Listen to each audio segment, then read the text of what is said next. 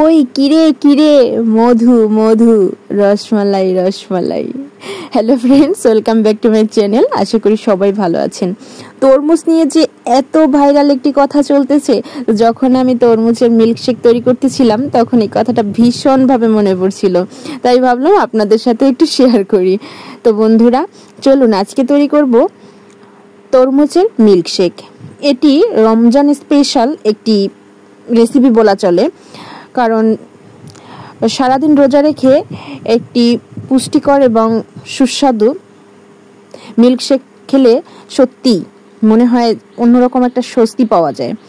তো আমি এখানে তরমুজগুলোকে ব্লেন্ড করে একটি ছাঁকনির সাহায্যে ছেঁকে নিচ্ছি, যাতে যে তরমুজের দানা বা বিচিগুলো রয়েছে সেগুলো মুখে না বাঁধে। এরপরে আমি এখানে আগের থেকে জাল করে রাখা ঠান্ডা দুধ 1 কাপ পরিমাণে দিয়ে দিলাম। এরপরে দিয়ে দেব সেই তরমুজের জুসটাকে। এরপরে আমি এখানে কলাগুলোকে ছোট ছোট করে পিস করে দিয়ে দিলাম। এখানে কলা যদি আপনারা বাদ দিতে চান তাহলে অন্য কোনো ফ্রুটসও দিতে পারেন। এরপরে আমি এখানে চিনি অ্যাড করে দিলাম, আপনারা আপনাদের স্বাদ মতো চিনি দিবেন। এরপরে এটাকে ব্লেন্ড করে নিব। তো ব্লেন্ড করা হয়ে গেছে, দেখতেই পাচ্ছেন। এরপরে এক এক করে আমি গ্লাসের মধ্যে এটাকে ঢেলে নেব। তো বন্ধুরা, যারা এখনো আমার চ্যানেলটিকে সাবস্ক্রাইব করোনি, তারা এখনই আমার চ্যানেলটিকে সাবস্ক্রাইব করে অল বাটনে ক্লিক করে রাখো, যাতে নতুন নতুন ভিডিও পেতে সুবিধা হয়।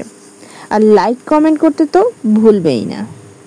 বাসায় একবার হলেও এই দারুণ মিল্কশেকটি ট্রাই করে দেখতে পারেন। এটি খুবই পুষ্টিকর এবং স্বাস্থ্যসম্মত একটি খাবার, যেটি সারাদিন রোজা রাখার পরে সত্যি একটি স্বস্তি মিলবে। এরপরে আমি এর মধ্যে কিছু ছোট ছোট তরমুজের টুকরো দিয়ে দিলাম। এরপরে দিয়ে দেব কিছু বরফের টুকরো।